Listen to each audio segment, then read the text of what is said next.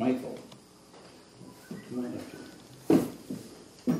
Okay, tell me how this started. Where were you born? Yeah, so I was born in Chicago.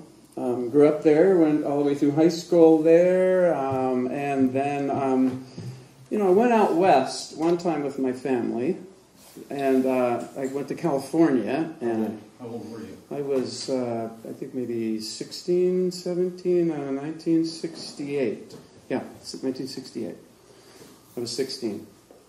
And that was when I thought, okay, this is beautiful out west here. I don't think I want to live in Chicago after I finish high school. And then I went on a longer trip in a van with my high school friends, where we spent a whole bunch more time in Colorado and California, camping out, Yosemite.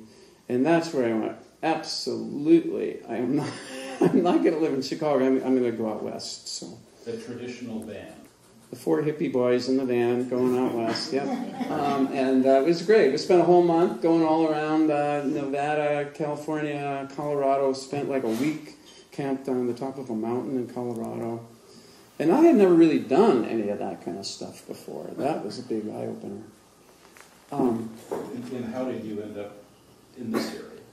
Well, I went to school for 2 years in Colorado, and I was going to school, and I had no idea what I wanted to do. I had no idea, but except I knew that I loved the mountains and the outdoors, and so I quit. I went to Idaho. Stop. This is beautiful here. I don't think I had traveled. I left out a bunch, but I won't put a whole lot in. I don't want to have this run forever. But, I traveled all over the West, working in Wyoming, Oregon, Montana, Idaho, California. Went to Central America 2 times.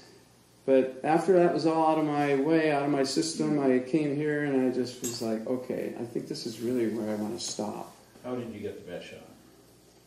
Well, I used to ride my bike out to see Jen and Mark, I would come out and see them, and I just thought, well, this is a cool place. And then I can't remember who set it up exactly, but I ended up house-sitting a house for somebody who lived here, in a cabin kind of place further south. And I spent like almost 10 days there, and I went, oh my God, this is incredible.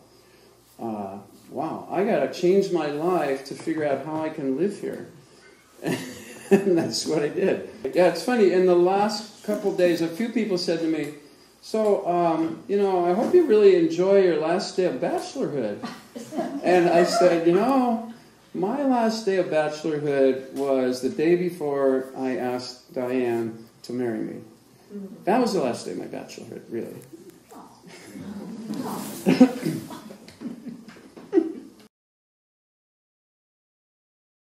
Now Diane's journey. Start in St. Paul. Well, I was actually born in Superior, Wisconsin, and our family kept moving every 5 years. My dad wanted to keep going south, so every 5 years the family would pull up stakes and go further south. But when we got to, and dropping kids off along the way. Did he keep them? They would graduate from high school, and okay. They were about to graduate, so the family left, and they figured out some place to stay. And anyway, so I spent most of my adult life in St. Paul, Minnesota, where I have lots of family and friends, and graduated from high school and got a couple of degrees and worked for a large corporation. My goal after I got my MBA was to be a vice president of a Fortune 500 company. I got close enough to it that they started inviting me out to their homes on weekends, the other VPs, and socializing with me, and I realized I did not want that dream. That 17 years with the company, and I realized if I got what I had set out to get, I would be miserable, absolutely miserable, because I really had less and less in common with the other people at those levels as I rose in the company. You've traveled the world. So. Well, I hadn't before then. I had set aside my love for travel for that dream. And so when I decided I wasn't going to pursue that anymore, I opened up and gave myself permission to travel. And I traveled the world for a year and a half with my French boyfriend, and we landed in New Zealand, and we stayed there, and I got citizenship there.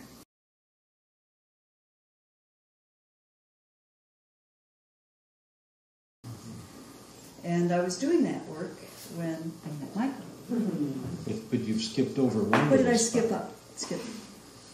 The compost toilet. Oh, yes. Well, I came here to volunteer for the 8th annual Nonviolent Communication Family Camp that was here on the island. And as usual, when I would volunteer for an organization, I would say, what do you need me to do? Because I could do so many things. Whatever they needed, I would do. So when I said I'd like to volunteer, and I was asked, well, what do you want to do? I said, well, what do you have the hardest time getting volunteers to do? The answer was emptying the buckets from the composting toilets during the camp. Of course. So I thought about it, and I had just gotten my permaculture design certificate a few months before, and I was a little weak in the whole humanure area. So I said, okay, this is what I need to do, get more experience in humanure. So I did. I emptied the composting toilets during the camp. Yeah. Joyfully. Fortune 500 to compost toilet. Yes. Yeah, you know, eventually you get to those places. It's a journey. Yes, it's a journey. When I went to New Zealand, I couldn't get a work permit, so I was working illegally painting for 10 New Zealand dollars an hour. That was really interesting. But you came to Vashon, that's how you got here. That's how I got here. Yeah. Yeah. And you have a poem. Yes, and yes, Michael mentioned that he's been married since he proposed to me. But I'd like you to tell you how that came to be and how it came relatively quickly. The first night I was spending at his house, we'd had dinner, and I said, I've got this poem I'd like to read to you. And we had just talked about, let's take it easy, I'm not interested in marriage yet, and fine, of course, it hasn't been very long. And so I read this poem to him after dinner. It's The True Love by David White. There is a faith in loving fiercely the one who is rightfully yours, especially if you have waited years, and especially if part of you never believed you could deserve this loved and beckoning hand held out to you this way. I'm thinking of faith now, and the testaments of loneliness, and what we feel we are worthy of in this world. Years ago in the Hebrides, I remember an old man who walked every morning on the gray stones to the shore of baying seals, who would press his hat to his chest in the blustering salt wind and say his prayer to the turbulent Jesus hidden in the water. And I think of the story of the storm and everyone waking and seeing the distant yet familiar figure far across the water calling to them. And how we are all preparing for that abrupt waking and that calling and that moment we have to say yes, except it will not come so gradually, so grandly, so biblically, but more subtly and intimately in the face of the one you know you have to love. So that when we finally step out of the boat toward them, we find everything holds us and everything confirms our courage. And if you wanted to drown, you could, but you don't. Because finally, after all this struggle and all these years, you don't want to anymore. You simply had enough of drowning, and you want to live, and you want to love, and you will walk across any territory and any darkness, however fluid and however dangerous, to take the one hand you know belongs in yours. So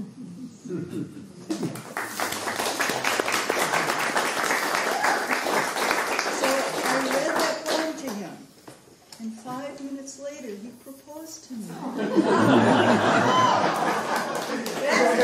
I have a copy of that? Clouds so swift, the rain won't live. The gate won't close 'cause the rain is frozen. Get your mind off winter time, 'cause you ain't going nowhere. Ooh-wee, riding high. Tomorrow's the day my drive's gonna come. Whoa, are we gonna fly down in the easy chair? I don't care how many lyrics they sing. The morning came and the morning went. Pick up your money and pack up your tent, 'cause you ain't going nowhere. Buy me a food and a gun with shoes, tailgates and substitutes. Strap yourself to a tree with roots, 'cause you ain't going nowhere.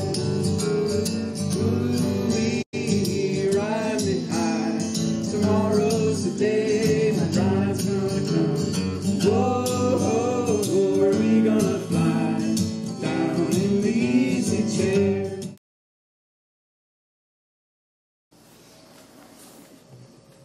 I commit to being honest with you in loving kindness. I commit to help and support you. I commit to finding a way to be playful with you and laugh every day. That one's not been hard. I commit to work with you to help create a more sustainable world. I commit to finding a balance in our relationship between connection and autonomy. I commit to working out our differences.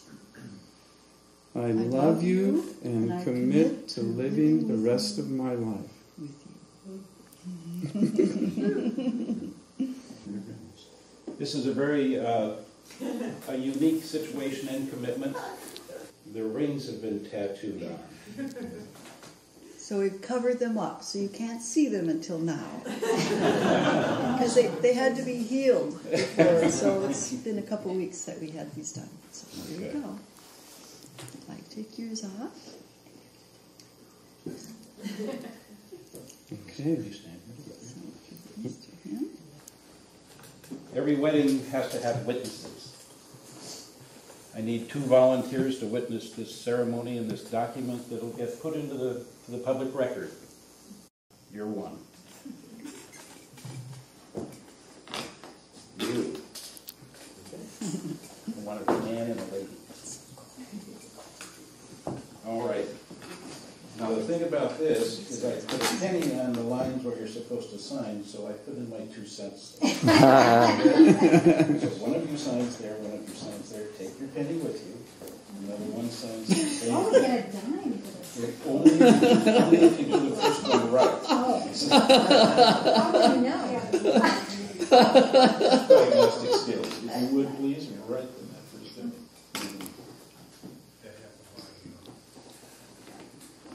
Okay. You guys still sign it? You want your biscuit now? As soon as I sit down. Neighbors, the wedded couple.